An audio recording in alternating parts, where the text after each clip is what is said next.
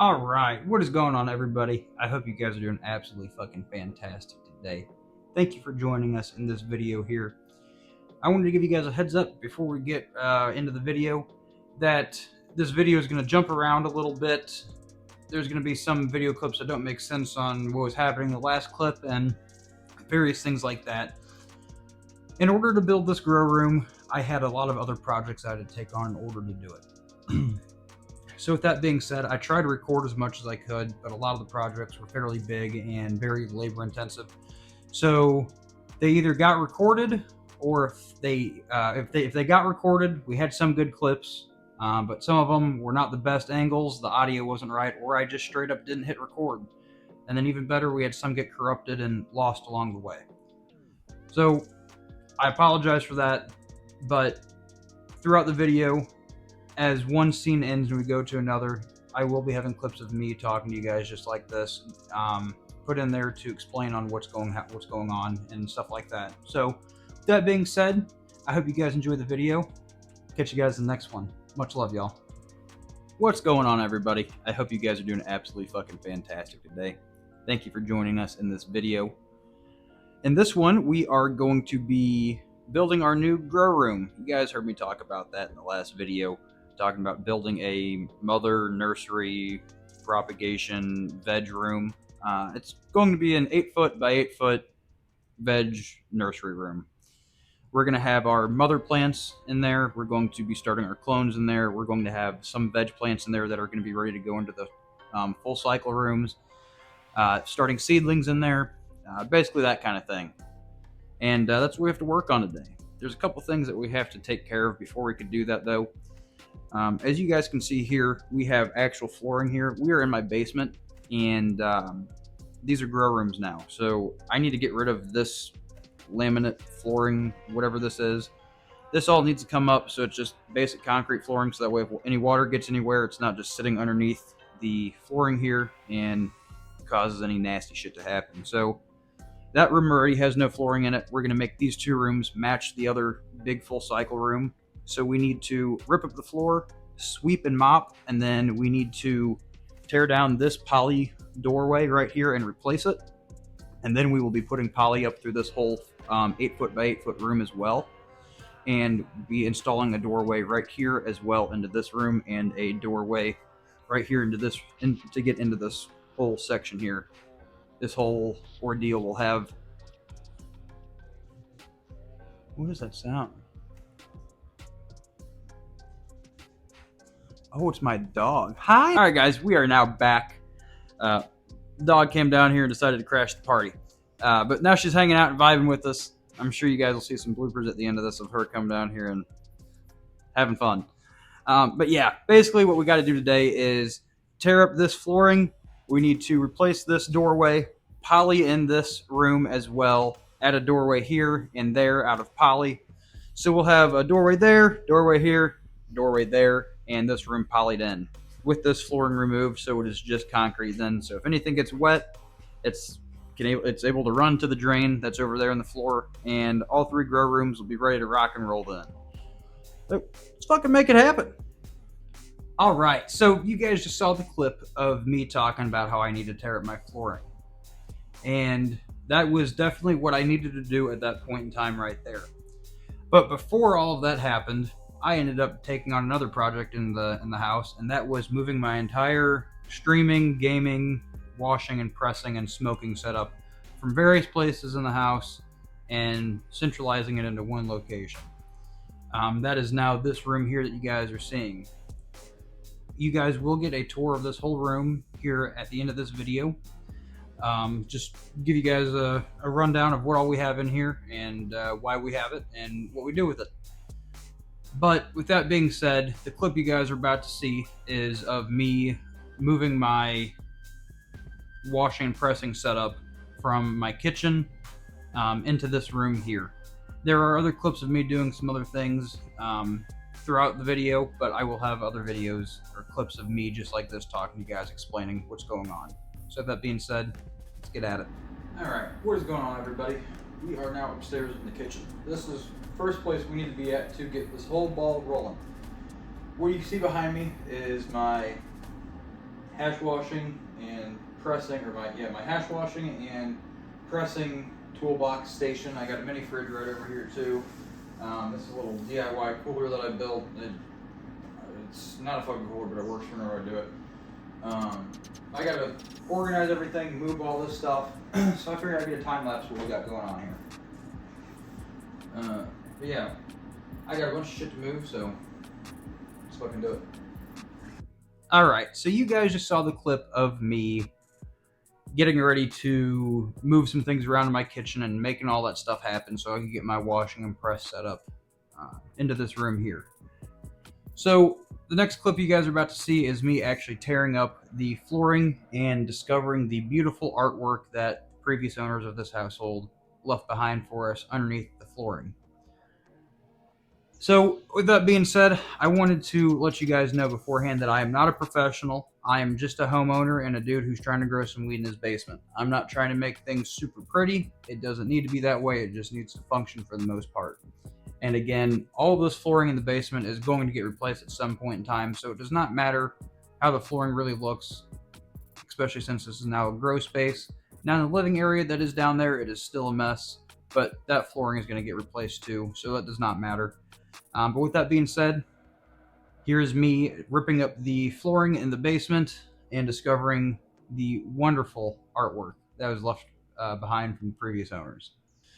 What up, everybody? Welcome back. So last time you guys saw me was a couple hours ago. I kind of ran into a roadblock of not having some of the stuff I needed here, so kind of fucked off for a couple hours. Now, then I went to the hardware store and picked up what I needed. So I'm going to show you what you guys need to make this happen, or at least the stuff that I'm using to do this, and then we'll start doing it. So obviously, you're going to need some poly. You want some poly to block off some light, so that's what I'm going to be using this black poly right here for. I'm using it for the ceiling and the main wall that is going to be coming down right here. This is to block off light. This is 3.5 mil poly, 10 foot by 25 foot. So good enough to do the top of this and then also come down here in front of us and even have a little bit left over. We got some sponge window seal. I'm putting this on this door right here to block off light coming from there. It's because I don't think I really want to poly that wall other than with the clear poly. So we're going to block off light from there however we can with this on that door frame. We got a couple of these, what are they even called? A screw eye lag thread. It's a fucking eye bolt. Got 2 of those for mounting up the light. We got us some replacement blades for our utility knife so we can cut the poly and the tape. Because that is another thing that we got here is some tape. So we can tape the seals and stuff on the floor and all that stuff. Then we got another zipper kit to put on this door here so we can have one big doorway to walk in. And then you gotta have your stapler and staples. And since we have some thin poly here, we have this cardboard box we're going to cut little squares out of to use to put the poly up as well, so we don't penetrate the poly completely and tear through it. So we got this.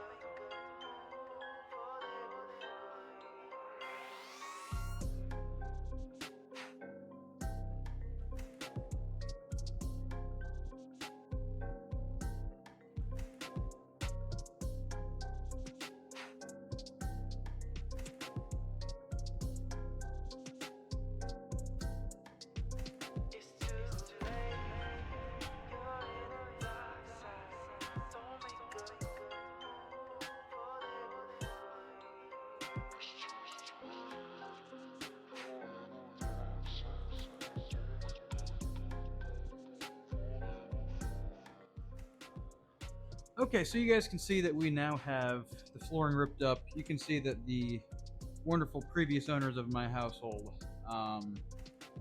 they painted, I'm assuming, baseboards or something down here. I don't know what else would be that long that's actually still in this house. I'm assuming it's the baseboards, but I could be wrong. I don't know. They decided to paint some stuff. So we have some nice contemporary art, contemporary modern art, whatever the fuck, I don't know. Someone paid good money for this shit, and I got it on my basement floor, so fucking A right. But nah, for real, I kind of made the decision that I want to make it look like that floor in there, but not going to do that right now. We are going to just get the poly walls put up and all that stuff, and then eventually we will go back through and paint these floors and make them look like that room there, so it looks nice. But I'm not in a super big rush for it. Just I have bare concrete floors now, so if water gets down, it can roll into that room. I'm good to go. That's no. How the fuck did that just happen? I have to redo this entire wall now. What the fuck?